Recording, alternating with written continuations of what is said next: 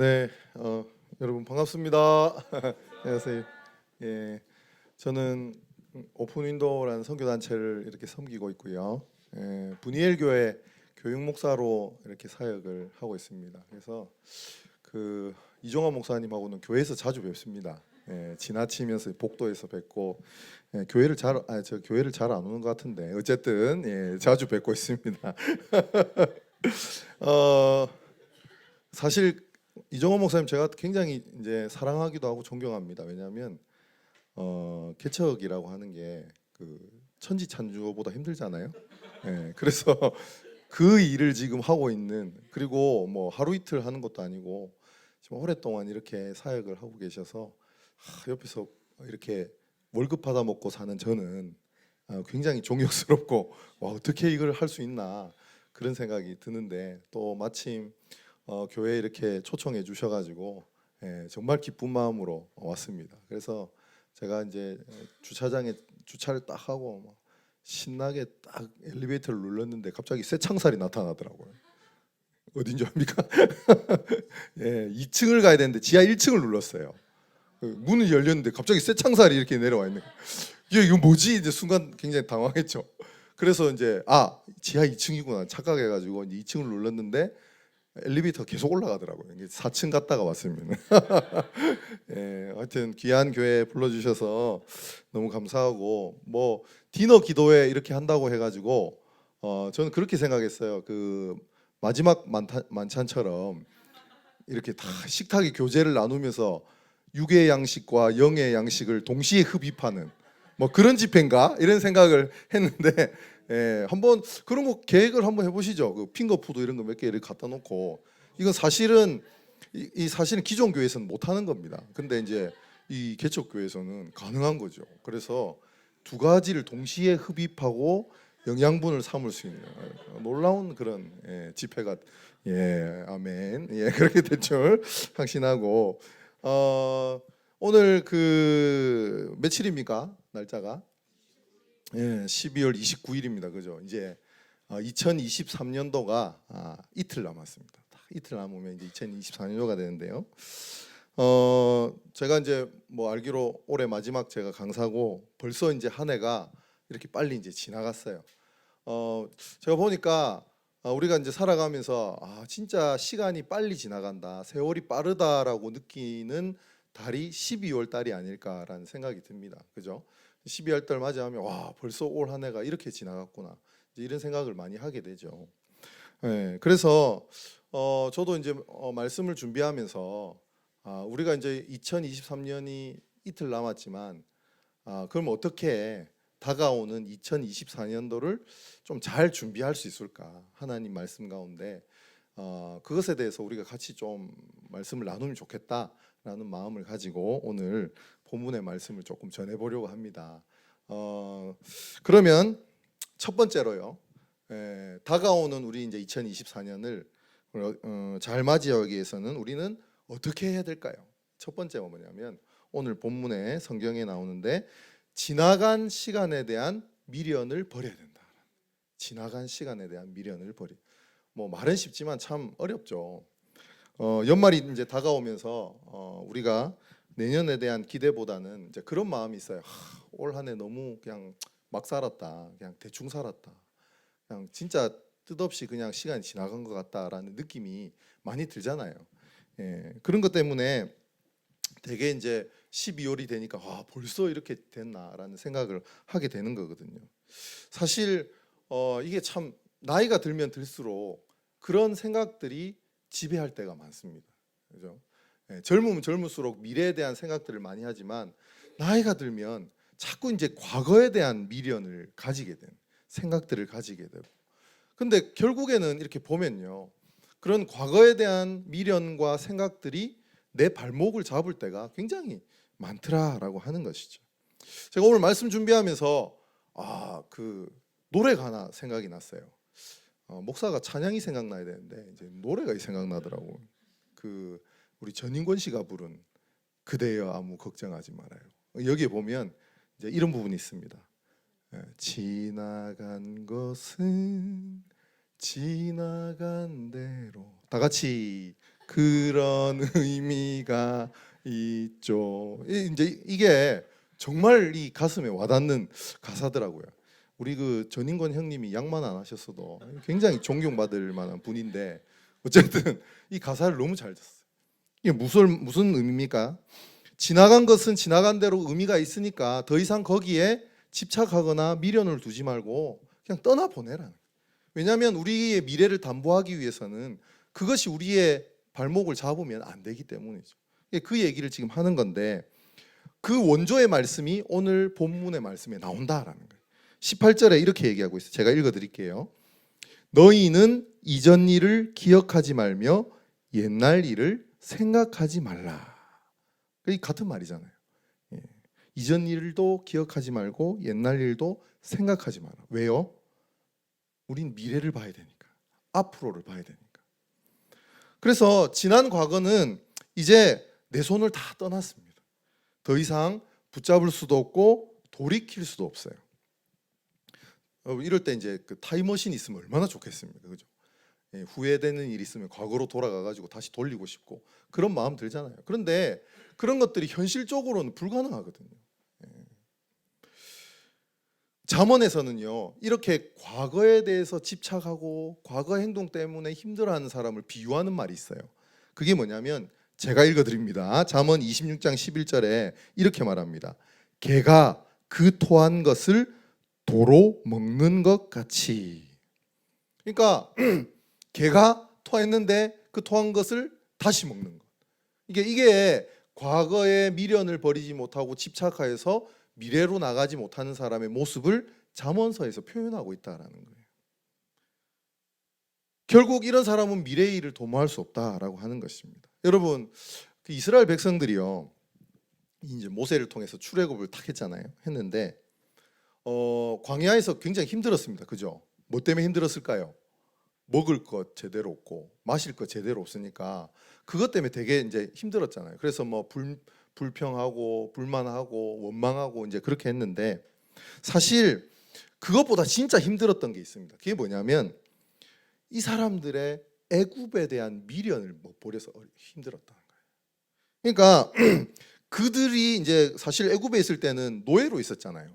그게 무슨 뭐 좋냐, 400년 넘게 그 노예로 살았는데 뭐가 좋냐 이렇게 생각할지 모르겠지만 그들은 그 시간이 좋은 거예요.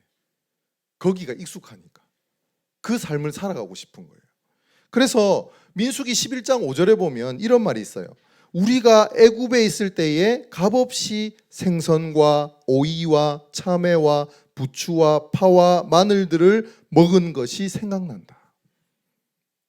그러니까 광야에서 끊임없이 과거에 대한 생각, 애굽에 살았던 그 생각 때문에 하나님께서는 가나안으로 향해서 나가라고 하는데 이 친구들은 못 나가는 거예요. 아, 애굽에 살았을 때가 좋았는데 그때 공짜로 생선도 먹고 오이도 먹고 참외도 먹고 얼마나 좋았는데 와, 이 광야에서 미치겠다. 이렇게 이제 계속 되니까 이것이 이 이스라엘 백성들을 힘들게 했다라고 하는 것이죠. 그들이 육체적으로는 힘들었지만 그 오랫동안의 노예 생활이 마음이 딱 몸에 빼어 있다 보니까 오히려 그게 좋은 거예요.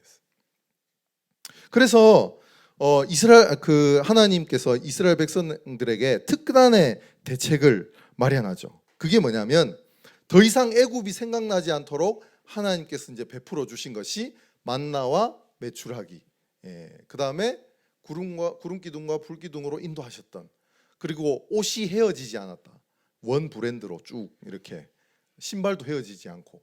그러니까 그렇게 하나님께서 역사하시고 인도하셔서 꾸역꾸역 지금 가나안을 향해서 데리고 가시는 그 장면이 있다라고 하는 것이죠. 제가 얼마 전에 이제 한 2주 전쯤에 이사를 했어요. 이사를 했는데 저희 사택에 이제 한 7년을 살고 이제 이사를 했습니다. 이사를 했는데 저희 그 아내가 보통 그 이제 여자분들이 그렇더라고요. 저장 중독이라고 들어보셨나요? 저장 중독. 못 버립니다. 버리질 못해요. 그래서 심지어는 뭐까지 들고 가려고 하냐면 옛날에 자기가 뭐 처녀 때 샀던 테이프, 요즘 듣지도 않는 그 테이프, CD 이런 거를 자기가 이제 모아놓은 게 있어요. 그 찬양 테이프, CD 이런 거 요즘 듣습니까? 요즘 그 인터넷 치면 다 나오는데 그런 거 다 들고 가야 된다는 거예요. 책, 사실 이제 목사는 책이 많잖아요. 저는 이번에 결단을 했어요. 책 다 없앤다. 왜냐하면 어차피 있어도 안 보고 잘 안 보고 죄송합니다. 하여튼 잘 안 보고 책 때문에 집이 복잡해가지고 쉴 수가 없어요. 저도 이제 애가 셋이거든요. 좁은 집에 애 셋인데 책장까지 쫙 이렇게 있으니까 쉴 공간이 안 되는 거예요. 그래서 저는 이제 항상 교회를 사랑하고 교회와 함께하고 저녁에 항상 교회에 있고 그렇게 되는 거예요. 그래서 이번에 결단을 했습니다. 갈 때 다 버리고 간다. 내 책 다 버린다 그냥. 그리고 뭐 테이프고 뭐고 필요 없다 다 버린다. 그래가지고 밤새도록 싸웠습니다. 집사람하고. 누가 이겼게요? 이번만은 제가 이겼습니다. 제가 평생 제가 결혼한 지 20년이 됐는데 처음으로 승리를 맛보. 처음으로 승리를 맛보고 제 새로운 집으로 가서 모든 것을 싹 갖다 버리고 새 살림을 그분을 바꿀 수는 없기에 새 살림으로 싹 바꿔가지고 하여튼 그렇게 가가지고 지금 너무 좋습니다. 여러분 이 과거에 미련을 두고 집착하기 시작하면요 새로운 일을 할 수가 없어요. 그렇죠? 여러분도 그렇지 않으신가요? 우리가 버려야 될 것들이 분명히 있는데 그런 생각들이 분명히 있는데 이거를 버리지 못하는 거예요. 계속 거기에 사로잡혀서 있다 보면요 미래의 일들을 볼 수가 없다라고 하는 것입니다. 그래서 이 시간에 우리 모든 세움교회 성도님들은 과거의 것들을 내려놓고 훌훌 털어버리고 하나님이 주시는 그 미래를 바라보며 한 걸음 한 걸음 나가게 되는 저와 여러분이 되기를 주님의 이름으로 축복합니다. 두 번째 우리가 새로운 한 해를 이제 맞이하기 위해서 어떻게 해야 될까요? 두 번째는 다가오는 한 해의 계획을 잘 세워야 됩니다. 지난주에 이제 집에 이렇게 들어가는데 우편함에 동일한 종이가 다 꽂혀 있더라고요. 이건 이제 둘 중에 하나입니다. 하나는 그 이제 고지서, 그죠? 아파트 그 관리비. 또 하나는 뭐냐면 광고 전단지들. 이제 딱 들어가서 이렇게 뽑았더니 아니나 다를까 이제 광고 전단지인데 어떤 광고냐면 건강보험협회에서 나와가지고 건강검진 하시라고 쭉 이렇게 해놓은 거예요. 여러분 우리가 이제 건강검진 미리 하면 좋은 줄 알죠? 근데 사람들이 합니까 안 합니까? 안 해봐서 잘 모릅니까? 건강검진 그 2년마다 해야 되잖아요. 근데 이거를 맨날 그냥 이렇게 뭐 나중에 하다 보니까 못 하는 거예요. 그럼 이제 연말 되면 난리가 나는 거예요. 병원에 막 예약도 다 차고 막 부랴부랴 해야 되는 상황이. 근데 이제 그 전단지가 쫙 꽂혀 있으니까 얼마나 영업을 잘합니까? 장사를 이렇게 해야 된다 이런 생각이 들더라고요. 여튼 미루다 보면요 제대로 된 계획을 할 수가 없다라고 하는 것이죠. 저는 되게 이제 성향상 조금 게으른 편입니다. 그러니까 어떤 일을 할 때 미리 탁탁탁 해놓는 성격이 아니에요. 다 이제 그 리밋, 심리적 한계가 다가왔을 때 이제 더 이상 하지 않으면 죽겠구나 이런 생각이 들 때 그때 이제 준비를 하는 성격입니다. 그래가지고 우리 집에 애들도 저를 닮아서 삶의 모토가 미룰 수 있을 때까지 미뤄라. 미룰 수 있을 때까지 미뤄라. 이게 이제 삶의 모토예요. 그래가지고 저는 지금까지 살면서 우리 애들이 숙제를 미리 한 걸 본 적이 없어요.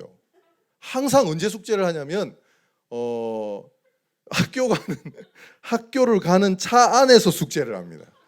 야, 기가 막히지 않습니까? 그게 숙제가 될까요? 어쨌든 학교를 가는 그 차 안에서 숙제를 하는 거예요. 제가 보면서 열받는 건 뭐냐면 그런 거예요. 이게 이제 자식 때문에 이 부모님이 열받는 이유가 그냥 딴 것 때문에 열받는 게 아니고 내를 너무 닮아서 열받는 거거든. 내하고 너무 똑같으니까 열받는 거거든. 와, 어떻게 이런 것까지 닮냐 이런 생각이 드는 거죠. 그래서 이제 한 날은 학교를 가는데 숙제를 하려고 막 꺼냈는데 필통이 없어진 거야. 그래가지고 숙제도 못하고 학교를 들어갔다가 이제 선생님한테 혼나고 막 난리가 나고 이제 그런 일이 있었죠.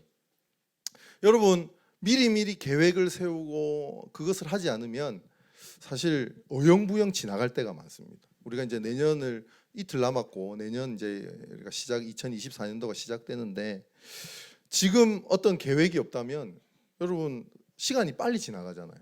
어영부영 하다 보면요 봄이 옵니다. 예, 벚꽃 피고 그럼 또 1년이 금방 지나가요. 저도 이제 제가 맡은 그 뭐 여러 가지 사역들이 있다 보니까 뭐 일은 또 해야 되잖아요. 월급은 받아야 되니까요. 그래서 열심히 일하고 내년 계획 짜고 뭐 이렇게 올리고 했는데 가만히 생각해 보니까 제 개인적인 이런 계획들이 거의 없는 거예요. 그러니까 특별히 이제 우리가 그리스도인으로 신앙에 대한 계획들을 이렇게 좀 잘 미리 잡아가는 게 되게 중요한 부분인데 제가 목사임에도 불구하고 그런 계획이 별로 없는 거예요, 제 스스로. 제가 올해 성경을 겨우 한독했습니다. 겨우 목사인데 제가 그 보통 우리 이제 설교 준비할 때 성경 보잖아요. 예, 그거 제외하고 진짜 제가 생각해도 와 이렇게 해도 되나 싶을 정도로 그런 생각이 드는 거예요. 그래서 우리가 제가 이제 오면서 세움교회 오면서 내년엔 2번을 읽어야 되겠다라는 계획을 세웠습니다. 예, 이 세움교회 오니까 세워지더라고. 그래서 계속 이제 세울. 여러분 말씀드리지만 우리가 하나님의 자녀로 그리스도인으로 우리의 신앙적인 계획들을 미리 세우고 출발하는 것은 굉장히 중요하다. 그래서 뭐 개인적으로 뭐 성경 읽는 것, 그다음에 성경 뭐 쓰는 분도 있고요, 큐티하는 것, 공예배에 빠지지 않는 것, 또 뭐 헌금을 작정하는 것, 뭐 이런 교회 봉사하는 것, 이런 모든 부분들을 미리미리 계획을 세워서 내가 내년에는 이렇게 살아야 되겠다라고 계획하는 것 너무너무 중요한. 우선 그 계획 속에 하나님께서 인도하시고 역사하시기 때문이죠. 자, 그러면 우리가 그렇게 다 계획을 하면 다 이루어질까요? 물론 계획한 대로 다 이루어지진 않습니다. 그러나 중요한 사실이 있어요. 오늘 본문에 19절 20절을 보면 이렇게 얘기합니다. 보라, 내가 새 일을 행하리니 이제 나타낼 것이라. 너희가 그것을 알지 못하겠느냐? 반드시 내가 광야의 길을 사망의 강을 내리니 장차 들짐승 곧 승냥이와 타조도 나를 존경할 것은 내가 광야의 물을 사막의 강들을 내어 내 백성 내가 택한 자에게 마시게 할 것임이라. 이렇게 얘기했거든요. 그러니까 이게 무슨 말이냐면 우리가 내년에 계획을 할 수 있는 분명한 이유가 있습니다. 그것은 바로 이 모든 새 일의 주인이 바로 하나님이시기 때문이죠. 내 모든 계획의 주인이 하나님이시기 때문입니다. 그래서 우리 인생의 계획의 주체가 하나님이시기 때문에 우리는 그 계획을 하나님 앞에 올려드릴 때에 주님께서 기쁘게 받으시고 그 모든 계획들을 인도해 주신다라는 거예요. 여러분, 이스라엘 백성들이요 결국 출애굽에서 가나안 땅에 들어갈 수밖에 없었던 이유가 뭐였죠? 그들이 열심히 해서 그랬나요? 최선을 다해서 걸어가서 그랬나요? 예? 열심히 특심이라서 막 그래 우리 저 가나안 땅 정복할 거야 그런 의지가 막 엄청 높아서 그랬나요? 아닙니다. 그 모든 가나안 땅에 들어가는 계획을 누가 하셨기 때문에? 하나님이 하셨기 때문에. 그래서 이스라엘 백성들의 상태와 상관없이 그 모든 것이 하나님의 계획 속에 있었기 때문에 이스라엘 백성들은 가나안에 들어갈 수밖에 없었다. 여러분, 이런 하나님이 우리 계획의 주인이심을 믿으시기 바랍니다. 여러분, 우리의 미래의 주인이시고 우리의 계획의 주인이신 그분께 우리의 모든 미래와 계획을 맡겨드리는 저와 여러분이 되기를 주님의 이름으로 축복합니다. 마지막입니다. 세 번째, 내년을 잘 맞이하기 위해서는 우리는 어떻게 해야 될까요? 그것은 지금 우리가 있는 자리에서 변함없이 하나님을 높이고 찬양하는 것이다 라고 얘기합니다. 자, 21절 마지막 말씀인데요, 제가 읽어드립니다. 이 백성은 내가 나를 위하여 지었나니 나를 찬송하게 하려 함이니라. 아멘. 여기서 우리가 하나님을 찬송한다라고 하는 것은 단순히 이제 하나님의 그 위에 하나님을 위해 노래를 부른다라는 그 이상의 의미가 있습니다. 여러분 그 한 사람의 가치관은요 결국엔 보면 그 입술을 통해서 다 드러나게 돼 있거든요. 그러니까 그 사람이 어떤 말을 어떤 것을 입술에 담고 있느냐에 따라서 그 사람의 가치가 다 결정이 되어집니다. 그래서 내 입술에 찬송을 둔다라고 하는 것은요 내가 지금 하나님의 사람으로 하나님과 동행하며 살아가고 있다라는 것을 증명하는 겁니다. 예, 그죠? 세상 사람들이 찬양하지 않거든요. 찬송하지 않습니다. 하나님을 내 주인으로 모신 자만이 찬양할 수 있고 찬송할 수 있어요. 결국 우리가 주님을 찬양하고 그렇게 살아간다라고 하는 것은 언제나 하나님의 뜻대로 살아갈 각오가 되어 있다라는 것을 표현하는 것이죠. 다짐하는 겁니다. 그래서 그 다짐 위에 최선을 다할 때 하나님의 영광이 나를 통해서 드러나고 나타나게 된다라고 하는 것이죠.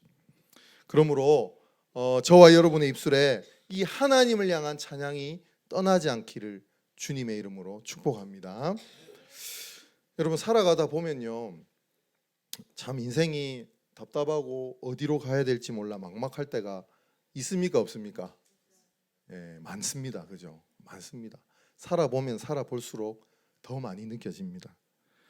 예, 그때 제가 진짜 추천하고 싶은 방법이 하나 있는데 그것은 여러분의 입술에 찬양을 얹으시길 바랍니다.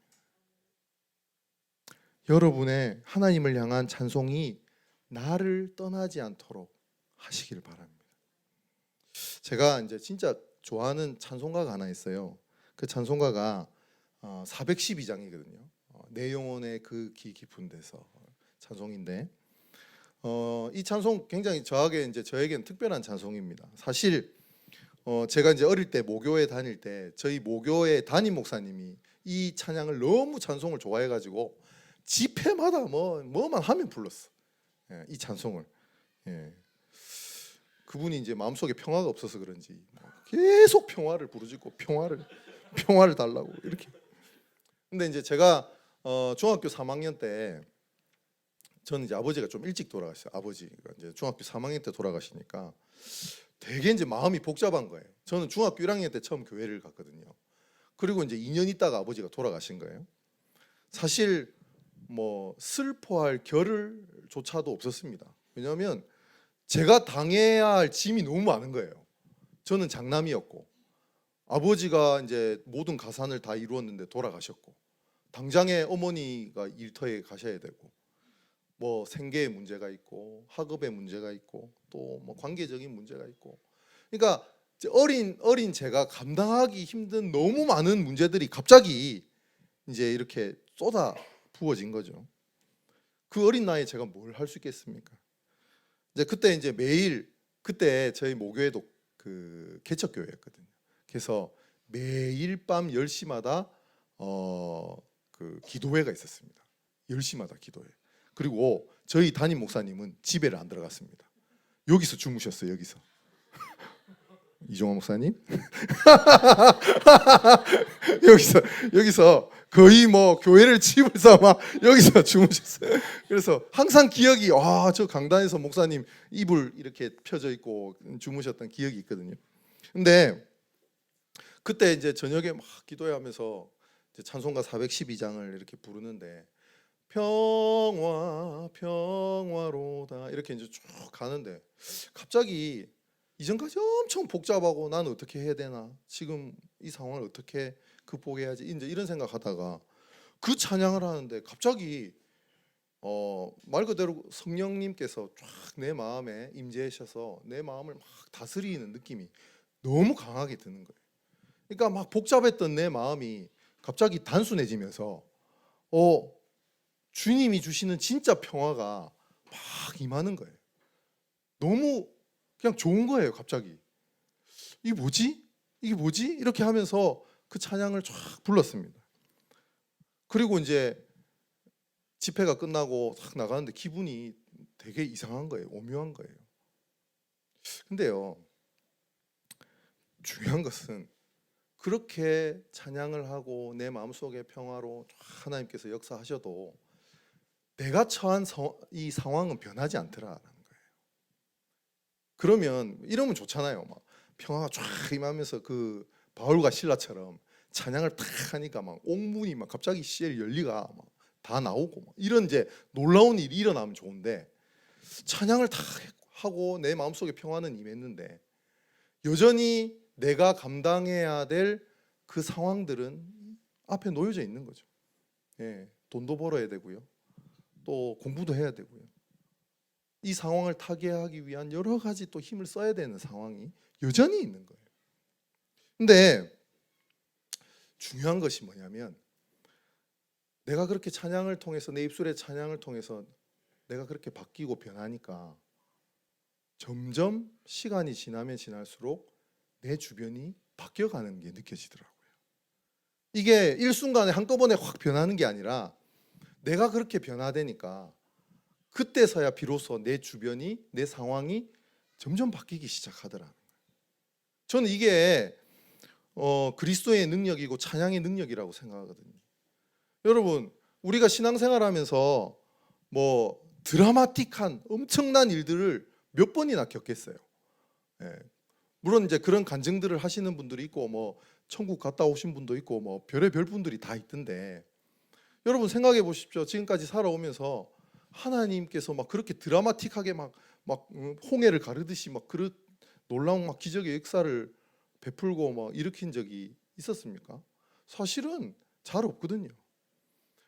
내 마음은, 내 심령은, 내 입술은 변화될지 모르겠지만 내가 처한 상황은 그렇게 급격하게 변하지 않습니다.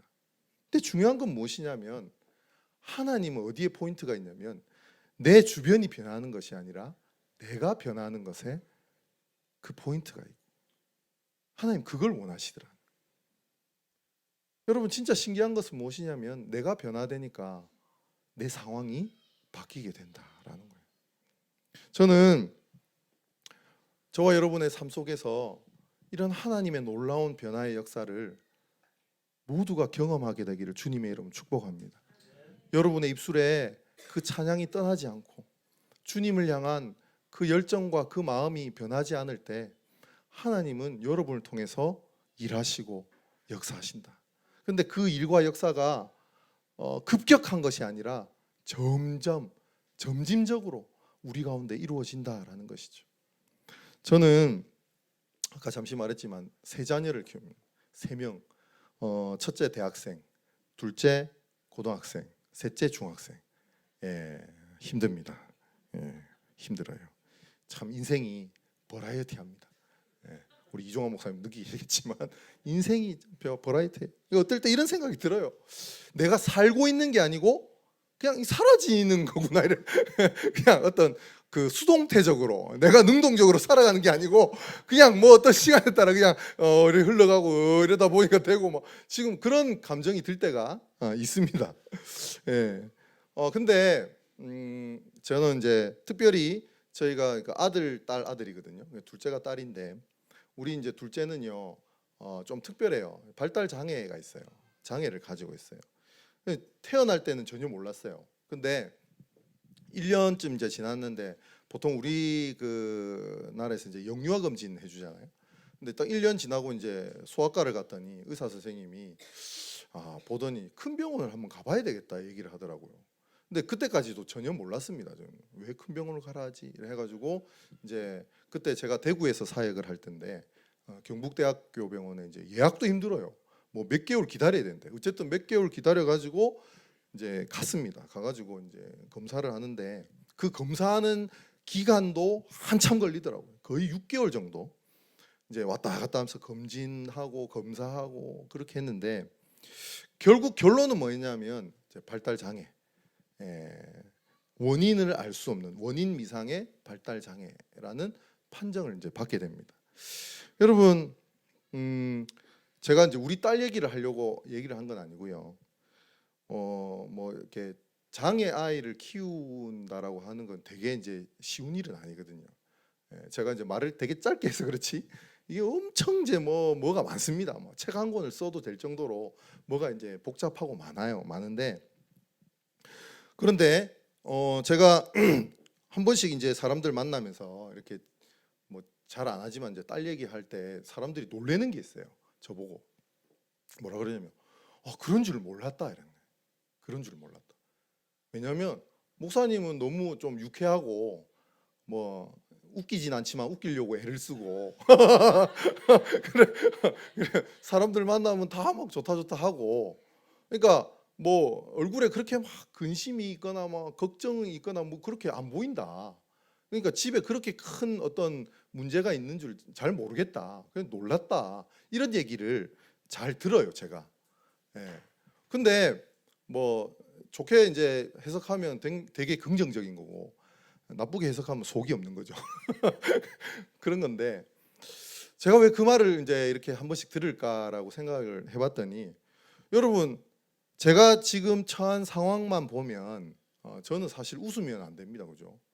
예, 항상 이 아이 때문에 어떻게 이 아이를 키울 수 있을까? 어떻게 잘 할 수 있을까? 어떻게 오래 살아야 되는데, 뭐 그런 생각하면서 막 그렇게 살아야 되는데 오히려 제가 그 장애 판정을 탁 받고 난 다음에 마음에 그 중학교 3학년 때 임했던 그 평화가 다시 온 거예요. 이거는 뭐 우리 아이를 무시해서도 아니고 제가 가정을 뭐 함부로 하겠다 이런 뜻이 아닙니다. 그러니까 하나님께서 그런 마음을 저한테 주시는 거예요. 왜냐하면 이 아이를 키우고 또 이렇게 계속해서 이어가려면 제가 하나님으로부터 힘을 얻어야 되잖아요. 그냥 되는 게 아니거든요. 그래서 그런 마음을 하나님 주시면서 되게 마음에 평화가 있더라고요. 그래. 이제 뭐 혹자들은 이런 얘기도 합니다. 뭐 감당할 만하니까 주셨겠지라고 이제 얘기도 해요. 근데 사실은 이제 그런 얘기는 함부로 할 거는 아닌 것 같더라고. 제가 키워보니까 그거는 아무나 이렇게 할 수 있는 얘기는 아닌 것 같고. 근데 정말 하나님께서 그런 마음들을 주셔가지고 지금 이렇게 이제 지금 고등학교 1학년이거든요. 고등학교 1학년인데 되게 우리 딸 보면 인생이 행복합니다. 행복한 친구예요. 그러니까 그런 거 있잖아요. 별것도 아니고 사소한 거, 뭐 과자 하나 주면 행복해하고, 장난감 하나 사주면 행복해하고, 고등학교 1학년이 뭐 아빠한테 맨날 사랑한다고 뽀뽀해주고, 누가 해줍니까? 누가 요즘 어느 딸이 그 해줘? 아무도 안 해줘 그거. 근데 이제 우리 딸은 해주거든요. 그러니까 그런 거 보면서 중요한 사실은요. 하나님께서 그렇게 내 마음속에 평화로 임해 주시고 그렇게 인도하시니까 우리의 상황들이 이렇게 바뀌어져 가는 거예요. 현실은 힘들지만 그 상황 속에서 하나님께서 날마다 힘을 주시고 또 인도하시는 그 놀라운 능력을 맛보게 되는 거예요. 그러니까 제가 이런 우리의 어떤 환경이 그래도 표정이 제 스스로도 그래요. 어둡지 않더라고요. 되게 이제 분수처럼 그렇게 다닐 때도 있습니다. 물론 앞으로의 이제 미래의 일은 또 모르죠. 근데 저는 확신하는 것은 무엇이냐면 내가 내 입술에 하나님을 향한 찬양과 그 고백이 떠나지 않는 이상 하나님 나를 통해서 계속 하나님의 일들을 이루어 가신다라는 거예요. 우리 가정을 통해서 그 놀라운 일들을 보여주실 것이라는 확신이 있습니다.